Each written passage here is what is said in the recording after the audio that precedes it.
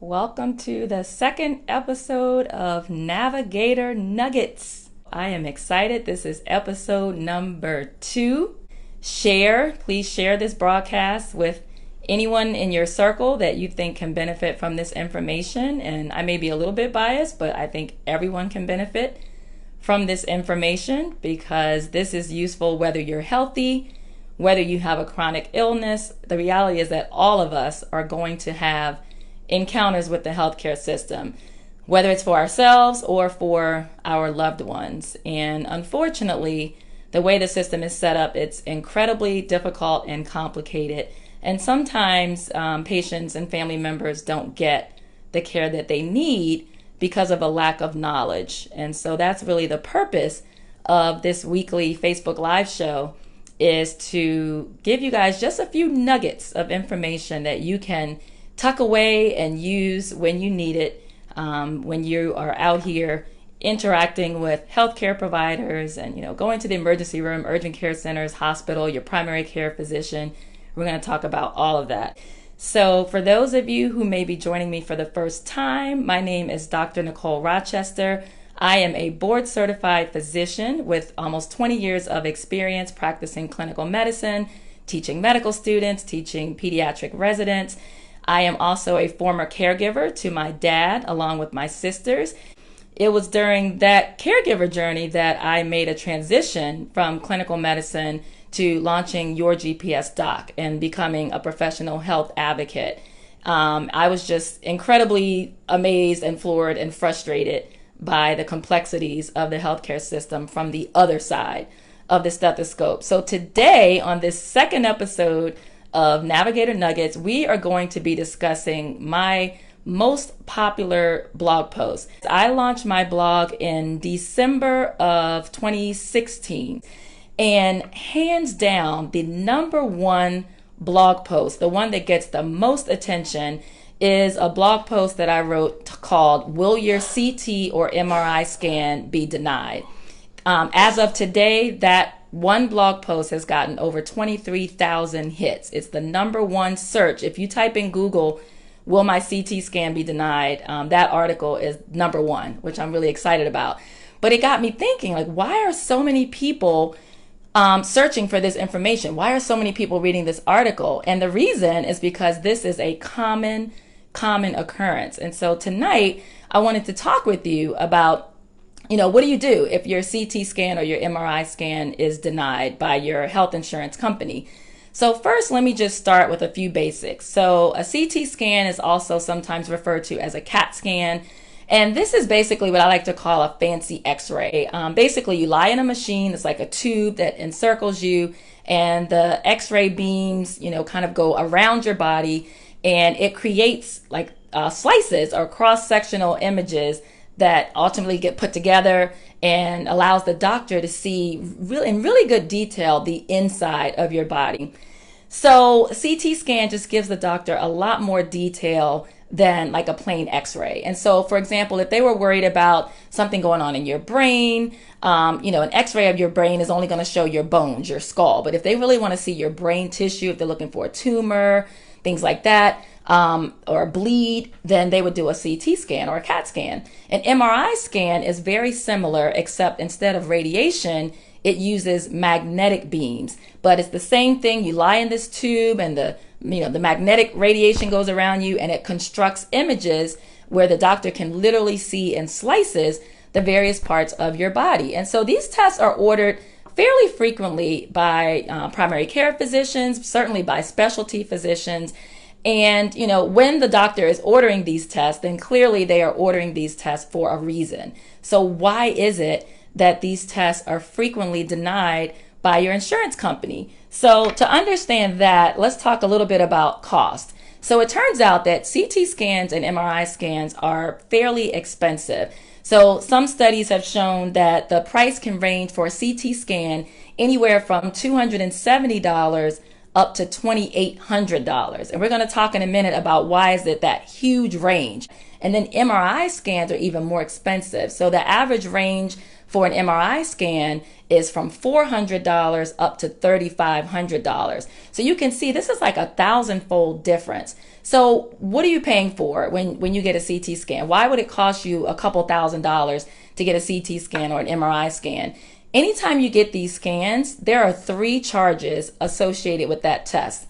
The first charge is what's called a technical fee, okay? And that technical fee is literally the fee that the hospital or the radiology facility charges your insurance company just for doing the test itself. And then the second fee is the professional fee. So anytime you have a radiologic study, whether it's an X-ray, CAT scan, MRI scan, that test is read or interpreted by a physician, and that physician is known as a radiologist, and that's a specialty that you train in. And so you have to pay for that. And so you have the technical fee, you have the professional fee, and then the third fee that goes into a CT scan or an MRI scan is called a facility fee. And that is a fee that is typically tacked on by hospitals. And so you can imagine that by the time you add those 3 fees up, that's how you can get to this, thousands of dollars for these scans.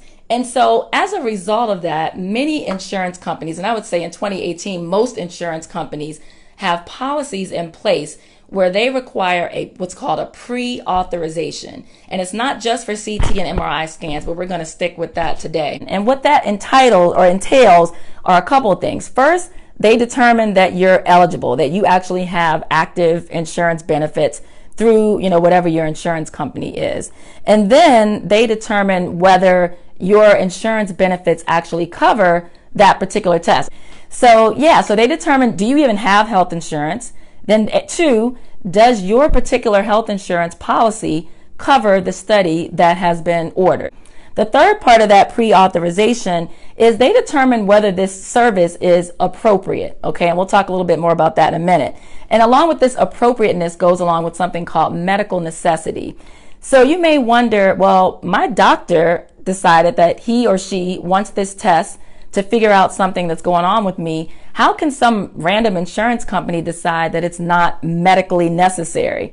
But that's exactly what happens. And so, when the insurance company is deciding whether they are going to pay for your CAT scan or for your MRI scan, they are making a determination as to whether this is a medically necessary study. And then the last thing that goes into the pre-authorization is the location. So let's go back to that medical necessity for a minute. So, again, I said your doctor is the one that has made this decision, but, in an effort to save money, and let's just be real, all insurance companies, their job is to, and I'm biased, okay? So if any of you work for the insurance industry, sorry, not sorry, but generally, their job is to save money. Their job is to have profits, okay? Their job is to be able to, look good for their shareholders. And so just like any other insurance, you pay and you pay and you pay and you pay all these premiums, but then when it's time for you to actually use the service, you often get pushback. So in an effort to save money, they have put these, these systems in place, kind of like, guards, to make sure that these tests are actually necessary. And so there are people who have, this is their full-time job, that work for these insurance companies. Sometimes they'll outsource it to other companies, third parties, and they have guidelines. Every insurance company has their own guidelines. Hopefully these are based on some types of standards, and I think that they are, but they follow these guidelines based on the test that was ordered that will tell them whether they think this is medically necessary or not. And so, this person that's originally reviewing this request may not even be a physician. Sometimes it's a nurse. Sometimes it may even be someone with no clinical background. And they are following this algorithm and deciding whether you, your mom, your husband, your wife, your daughter should have this CAT scan or this MRI scan. And then the other thing I mentioned is location. And so maybe they've decided that, okay, this CAT scan is reasonable, based on the symptoms that the patient is presenting with. However, they may decide that you can only have this CT scan or this MRI scan done at certain locations, okay? So as I mentioned, hospitals charge this extra facility fee, and we won't get into a lot of details about why they do that, but I will tell you that it costs a lot more money to have a CT scan or an MRI scan performed in a hospital as opposed to like a freestanding radiology facility, like an outpatient radiology center, just like they have outpatient lab centers. So the insurance company will decide whether this test is necessary. And then they also will decide if they think the test is necessary. Does it really need to be done at a hospital, or can it be safely done? Is it more appropriate to be done in one of these freestanding outpatient radiology centers? Well, of course, we do have to save costs. And so I don't want to make the insurance companies look incredibly evil, because at the end of the day, they do have to save costs. And I will say that there are occasions when we as physicians will order tests that may not be necessary. Maybe there is something that we can do first to, rule out a condition. And then if that's normal, or abnormal, then maybe we'll step up to the next thing. But 99% I'll say 90% of the time, doctors know what they're doing. And we certainly don't ever just order tests willy-nilly. Okay. We've gone to medical school for 4 years. We've done residency programs anywhere from 3 years to 5, 6, 7, 8 years plus. And so it does irk me as a physician that an insurance company is making decisions about whether you or I, should have this particular test done. However, it is what it is. And my job today is really to kind of help you understand what these policies are and then what you can do about them. Okay. So what are the consequences? If your doctor orders one of these tests and then you find out that it's not going to be approved. Well, one of the consequences is that you can get a surprise medical bill. And so for those of you that follow my blog on www.yourgpsdoc.com, that I am in the middle of a series on surprise medical bills. And so one of the consequences of this practice is that patients may unknowingly go to get a test, not knowing that it's not been approved by their insurance company. And then they get a bill for this $1,500, for this $2,000 that we just talked about, right? So that's crazy. And of course, none of us want to pay extra money out of pocket. So that's one consequence. Another consequence is, let's say that the insurance company says you can't have your CT scan at, academic hospital. Let's say they say, no, you can go to, Brown Radiology Services down the street in your community. Well, for some tests that may be okay, but what if you are a cancer patient? What if you have some type of rare brain cancer and maybe you've undergone chemotherapy and radiation, and now as part of your care, you get CT scans or MRI scans every 6 months. All of your records are at this renowned academic medical center. Your oncologist, your cancer doctor, your surgeon, all of your doctors are at this center. This is where all of your records are. And then the insurance company decides, sorry, but that's going to cost too much money. So you can't get your CAT scan done at that hospital. We need you to go down the road to this community facility. Now, I am not at all suggesting that radiologists that work at community facilities are, substandard, subpar. However, you can imagine that a radiologist who works at an academic medical center is just going to see more things, right? One, your records are there. And so you really want the people that have been following you, who've been seeing all these scans, the radiologist that saw your last 5 scans can literally put this new scan side by side and compare and be able to see subtle differences that the person at the community facility who has none of your prior records is not going to have access to that. So another big issue is that you could have a misdiagnosis, you could have a delay in diagnosis. So that is huge. So there are certain situations when it actually is appropriate to have the study at the hospital, even if it's going to cost a little bit more money. Another consequence is inconvenience. So maybe you live in an area where your insurance company says you have to go to a freestanding facility. Well, maybe that freestanding facility is 100 miles away. I live in the DMV area. We're blessed. There's hospitals all around. There's labs and x-ray facilities. That would never be an issue for me. But for someone in rural America, for example, the next closest freestanding radiology facility could be an hour drive, a 2-hour drive. So inconvenience is big. Also delays in care. So, maybe they eventually approve it, but I read a situation where a cancer doctor was explaining that, she was very concerned about symptoms that one of her patients was having, and the insurance company just kept dragging their feet. And the patient had just finished a round of chemotherapy, and the results of this CAT scan were going to determine what their next steps were going to be. And time is of the essence when you're dealing with cancer. But this insurance company kept dragging their feet, asking for more information. And so that ended up leading to a delay in care. And that is absolutely inappropriate. And then in some cases, the patients just get fed up and say, you know what, forget it. I'm just not going to get the test. Either they find out that it's not going to be covered and they can't pay, and so they say, I'm just not going to do it. Or they find out that the inconveniences associated with getting the test where the insurance company requires is just too much. And so, we physicians never want you all to be in a position where you're not getting a test done that we recommend, that we think is necessary, because you can't afford it or because your insurance company has made it incredibly inconvenient. So again, this is a huge, huge issue. So Kim says that's not illegal. These insurance companies aren't regulated in some way. So Kim, yeah, they are regulated. No, it is not illegal because this activity is all governed by policies. And so what I will tell you is that, they can certainly say that because it costs $3,000 at this academic medical center, but it only costs $800 at this community radiology facility, that they can absolutely say you have to get it done at the community radiology facility. They also can say, yeah, we don't think this test is necessary. However, if that happens, then there's an appeal process.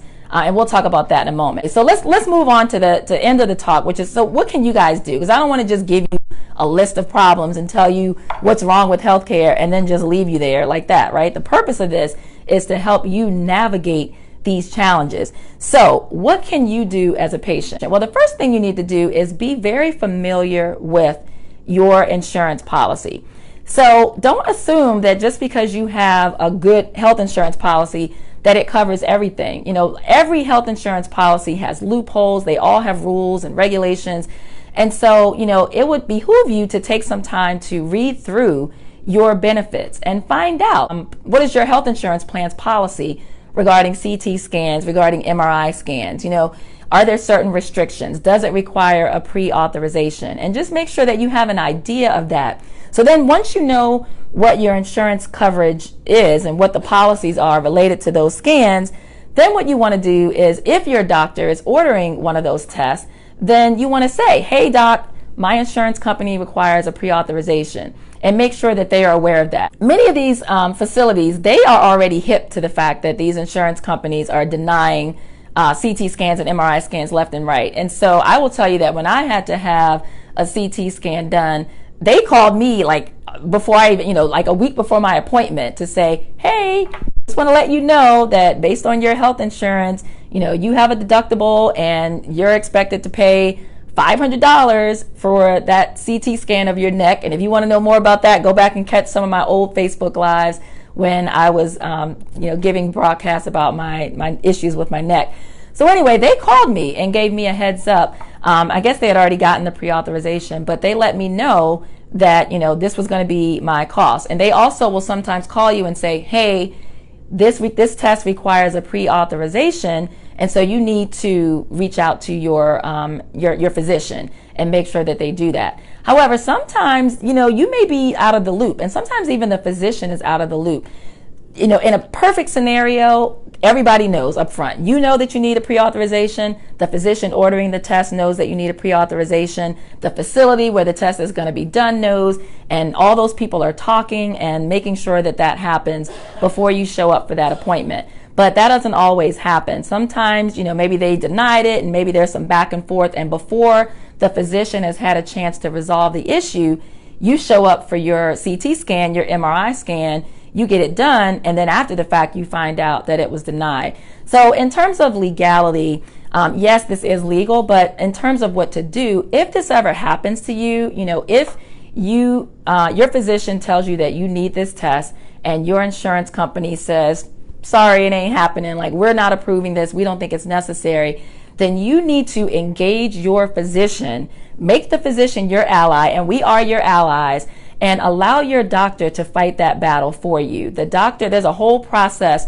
for insurance appeals, and there's a blog article on my website about that as well.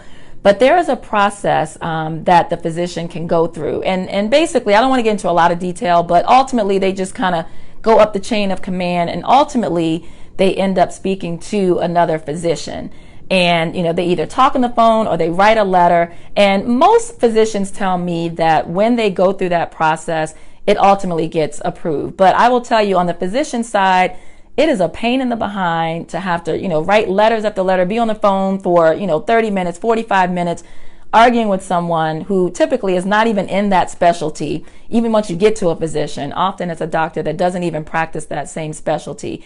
So it can be very frustrating, but in most cases, your physician will be able to fight for you, go to bat for you, write the letter, talk to the person on the phone, and get that study approved. So don't just throw your hands up. Don't give up. If this is a test that your doctor thinks is necessary, then absolutely, follow up with your insurance company. As long as that is a covered benefit under your insurance plan, then there's a pre-authorization process. Make sure your doctor has followed that. If it gets denied, then, go through the appeal process. All right. So again, in summary, CT scans, MRI scans are basically, in really lay terms, they're fancy x-rays that allow the doctor to get images on the inside of your body. So if they're trying to look at muscles, trying to look for tumors, bleeds inside of your brain, masses, things inside of your lungs, inside of your belly. These are much more sophisticated than a plain x-ray.